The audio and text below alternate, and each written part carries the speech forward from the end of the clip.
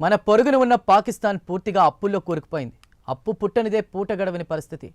రాజకీయ నాయకుల నిర్వాకానికి దేశం దివాళా తీసే స్థాయికి చేరుకుంది. ఇక సోదర ముస్లిం మిత్ర దేశాలు కూడా రుణాలు ఇవ్వడానికి నిరాకరించడంతో ఐఎంఎఫ్ చెంతకు చేరింది.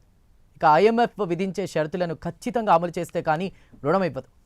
ఇక ఐఎంఎఫ్ తాజాగా పాకిస్తాన్ ఎయిర్లైన్స్ను ప్రైవేటీకరణ చేయాలని కోరడంతో విధిలేని పరిస్థితుల్లో జాతీయ ఎయిర్లైన్ను అమ్మకానికి పెట్టింది. మరి ఈ ఎయిర్లైన్ కొనుగోలు చేయడానికి ఎవరెవరు బిడ్డింగ్లో పాల్గొంటున్నారో చూద్దాం.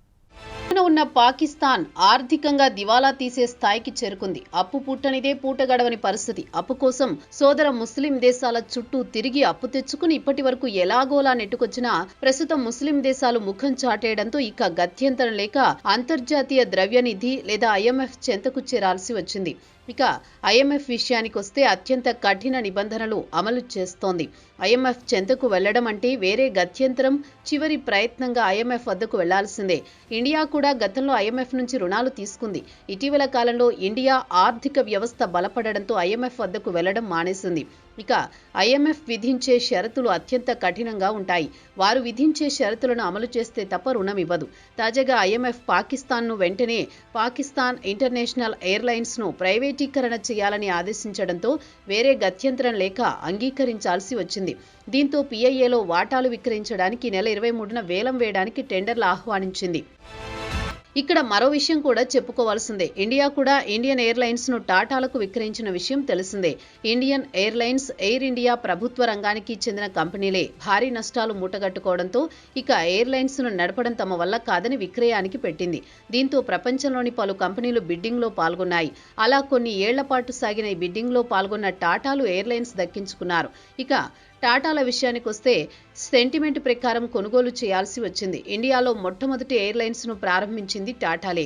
అయితే ప్రభుత్వం గతంలో కొన్నింటిని అంటే బ్యాంకులను, ఎయిర్లైన్స్ ను జాతీయం చేయడంతో టాటాలు ఎయిర్లైన్స్ ను ప్రభుత్వానికి అప్పగించాల్సి వచ్చింది. తిరిగి ఇండియన్ ఎయిర్లైన్స్ ను టాటాలు దక్కించుకున్నారు. ఇక ఐఎంఎఫ్ విషయానికి వస్తే ఆర్థిక క్రమశిక్షణను పాటించాలని ఒత్తిడి పెంచడంతో 2 దశాబ్దాల తర్వాత పాకిస్తాన్ మొట్టమొదటిసారి ప్రైవేటీకరణకు అంగీకరించింది. ఇక పిఐఏను కొనుగోలు చేయడానికి 4 బిడ్డింగ్లు వచ్చాయి. వాటిలో మిలిటరీకి చెందిన ఫౌజీ ఫెర్టిలైజర్ కంపెనీ లిమిటెడ్ ఒకటి. అయితే ఈ కంపెనీ మిలిటరీ అదుపులో పనిచేసే ఫౌజీ ఫౌండేషన్ కు సంబంధించింది. అసీం మునీర్ కనుసన్నల్లో పనిచేసే కంపెనీగా చెప్పుకోవచ్చు. ఇక బిడ్డింగ్ విషయానికి వస్తే ఈ నెల 23న జరుగుతుంది. బిడ్డింగ్ ను పాకిస్తాన్ మీడియాలో లైవ్ లో ప్రసారం చేస్తారని పాకిస్తాన్ ప్రధాని షెహబాజ్ షరీఫ్ బుధవారం బిడ్డింగ్ లో పాల్గొనే ప్రతినిధులతో మాట్లాడుతూ చెప్పారు. పిఐఏలో ప్రభుత్వం 51% నుంచి 100% పెట్టుబడులను ఉపసంహరించాలనుకుంటోంది. ఐఎంఎఫ్ మాత్రం పిఐఏను ప్రైవేటీకరణ చేస్తే తప్ప $7 బిలియన్ ప్యాకేజీ ఇవ్వడానికి అంగీకరించడం లేదు. దీంతో విధిలేని పరిస్థితిలో పాక్ ప్రభుత్వం పిఐఏను అమ్మకానికి పెట్టిందని పాకిస్తాన్కు చెందిన డాన్ పత్రికతో పాటు జియో టీవీ కూడా పేర్కొంది. ఈ ప్రైవేటీకరణ ద్వారా 8,600 కోట్ల ఆస్తులను విక్రయించాలని లక్ష్యంగా పెట్టుకున్నామని పాక్ ప్రైవేటీకరణ మంత్రి మొహమ్మద్ అలీ రాయిటర్స్ వార్తా సంస్థతో గత నెలలో చెప్పారు. ఇక పిఐఏలో పెట్టుబడుల ఉపసంహరణ ద్వారా వచ్చే డబ్బులో 15% ప్రభుత్వం ఉంచుకుంటుందని అలీ తెలిపారు. ఇక పాకిస్తాన్లో ప్రైవేటీకరణ 2 దశాబ్దాల తర్వాత మొట్టమొదటిసారి జరుగుతోంది. ఇండియా విషయానికి వస్తే కేంద్రంలో మోదీ సర్కార్ వచ్చిన తర్వాత నష్టాల్లో కూరుకుపోయిన కొన్ని ప్రభుత్వ రంగాలకు చెందిన కంపెనీలను ప్రైవేటీకరణ చేసిన విషయం తెలిసిందే. ప్రతి ఏడాది బడ్జెట్లో పెట్టుబడుల ఉపసంహరణ లక్ష్యాన్ని నిర్దేశించుకుంటుంది. ఆర్థిక మంత్రిగా అరుణ్ జైట్లీ ఉన్నప్పుడు ప్రభుత్వ కంపెనీలను, ఆస్తులను విక్రయించిన విషయం చాలా మందికి తెలిసే ఉంటుంది. అయితే దీనిపై విమర్శలు కూడా వచ్చాయి. ఖాయిలా పడ్డ పరిశ్రమలు నష్టాల్లో ఉన్న ఆ కంపెనీల వద్ద విలువైన భూములపై కన్నేసిన బడా కంపెనీలు, ఉదాహరణకు అంబానీలకు, అదానీలకు, ఇతరులకు ప్రభుత్వం ఖాయిలా పడ్డ కంపెనీలను అప్పగించిందని అప్పట్లో పెద్ద ఎత్తున విమర్శలు కూడా వచ్చాయి. ఇక నష్టాల్లో ఉన్న పిఐఏను కొనుగోలు చేయడానికి పెద్ద సంఖ్యలో దరఖాస్తులు వచ్చినా కేవలం 4 కంపెనీలు మాత్రమే బిడ్డింగ్కు అర్హత దక్కించుకున్నాయి. వాటిలో lucky cement consortium, Arif Habib corporation consortium, Fauji fertiliser company limited, air blue లిమిటెడ్లు మాత్రమే బిడ్డింగ్లో పాల్గొంటున్నాయి. ఇక ఫౌజీ ఫెర్టిలైజర్ విషయానికొస్తే ఫౌజీ ఫౌండేషన్లో ఒక భాగం.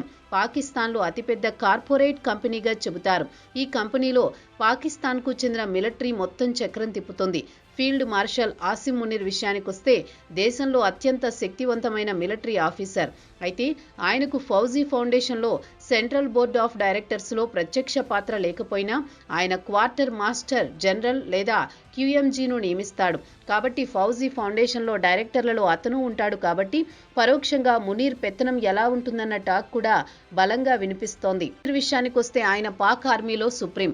ప్రస్తుతం డిఫెన్స్ రంగంలో ఆయన హవా అంతా ఇంత కాదు. ఫౌజీ ఫౌండేషన్తో పాటు మిలిటరీ ఇన్స్టిట్యూషన్స్లో ఆయనదే పెత్తనం. ఇక మిలిటరీ ఉన్నతాధికారుల నియామకం నుంచి కీలకమైన పదవుల్లో ఆయన తనకు అనుకూలమైన వారిని నియమించుకుంటున్నాడు. పాకిస్తాన్ 2023లో దివాలా తీసే స్థాయికి చేరుకుంది. తీసుకున్న రుణాలు చెల్లించలేని స్థాయికి చేరుకుంది. ఇక దేశ బడ్జెట్లో సింహభాగం పాక్ ఆర్మీ దక్కించుకుంటోంది. ప్రభుత్వ ఖజానా ఖాళీ కావడంతో గత్యంతరం లేక IMF వద్ద రుణాలకు వెళ్లాల్సి వచ్చింది. IMF ఆర్థిక క్రమశిక్షణను పాటించాలని, ప్రభుత్వ రంగాలకు చెందిన కంపెనీలను ప్రైవేటీకరణ చేయాలని షరతులు విధించడంతో విధిలేని పరిస్థితుల్లో తమ నేషనల్ ఎయిర్లైన్స్ ను ప్రైవేటు పరం చేయడానికి సిద్ధపడింది. తమ షరతులు అంగీకరిస్తే $7 బిలియన్ ఇవ్వడానికి అంగీకరించింది. గత ఏడాది సెప్టెంబర్లో IMF పాకిస్తాన్ కు రుణం ఇవ్వడానికి అంగీకరించింది. వెంటనే $1 బిలియన్ అప్పుగా ఇచ్చింది. మిగిలిన మొత్తాన్ని 3 సంవత్సరాల్లో ఇవ్వనుంది. ఈలోగా IMF షరతులను అమలు చేయాల్సి ఉంటుంది. పాక్ ఆర్థిక వ్యవస్థ పీకల్లోతు కష్టాల్లో కూరుకుపోయింది. IMF నుంచి అత్యధిక రుణాలు తీసుకున్న దేశాల్లో పాకిస్తాన్ 5వ స్థానంలో ఉంది. 1958 నుంచి ఇప్పటి వరకు సుమారు 20 కంటే ఎక్కువ సార్లు రుణాలు తీసుకున్నట్లు రికార్డులు చెబుతున్నాయి. ఇక పాకిస్తాన్ ఇంటర్నేషనల్ ఎయిర్లైన్స్ చరిత్ర కూడా పెద్ద గొప్పగా లేదు. ఆర్థికంగా పూర్తి నష్టాల్లో కూరుకుపోవడంతో పాటు 2020లోని PIAలో పనిచేసే పైలట్లలో 30% నకిలీ పైలట్ లైసెన్సులతో విమానాలు నడిపారని గుర్తించింది. దీంతో సుమారు 262 మంది పైలట్లను విధుల్లోంచి తొలగించాల్సి వచ్చింది. దీంతో యూరోప్తో పాటు బ్రిటన్, US కూడా PIA విమానాలను తమ దేశంలో యాక్సెస్ లేకుండా చేశాయి. దీంతో అత్యంత లాభదాయకమైన రూట్లను పాకిస్తాన్ ఎయిర్లైన్స్ కోల్పోయింది. ఇక పైన తెలిపిన యూరోప్, బ్రిటన్, USలు సేఫ్టీ కారణాలు చూపించి తమ దేశంలో PIAకు అనుమతి లేదని తేల్చి చెప్పడం గ్లోబల్ మార్కెట్లో పాకిస్తాన్ పరువు పోయింది. ప్రయాణికులు కూడా క్రమంగా PIAకు దూరమయ్యారు. ఇక PIA కష్టాలకు ప్రధాన కారణం రాజకీయ జోక్యం విపరీతంగా పెరిగిపోవడమే. ఎయిర్లైన్స్లో కీలక పదవుల్లో తమ వారిని ఏరికోరి నియమించడం, ఆర్థిక క్రమశిక్షణ పాటించకపోవడంతో సుమారు 20,000 కోట్ల వరకు నష్టపోయిందన్న వార్తలు పాక్ మీడియాలో వచ్చాయి. లంచాలు తీసుకుని ఇష్టం వచ్చిన వారికి లైసెన్సులు ఇవ్వడంతో 2020లో PIA విమానం క్రాష్ అయ్యింది. అప్పుడు పైలట్ లైసెన్సులపై విచారణ జరిపితే అంతా ఫేక్ అని తేలింది. కుంభకోణాలకు నిలయమైన PIA చివరకు రాజకీయ నాయకుల చేతిలో బలైపోయింది. ప్రస్తుతం మార్కెట్లో అమ్మకానికి సిద్ధంగా ఉంది.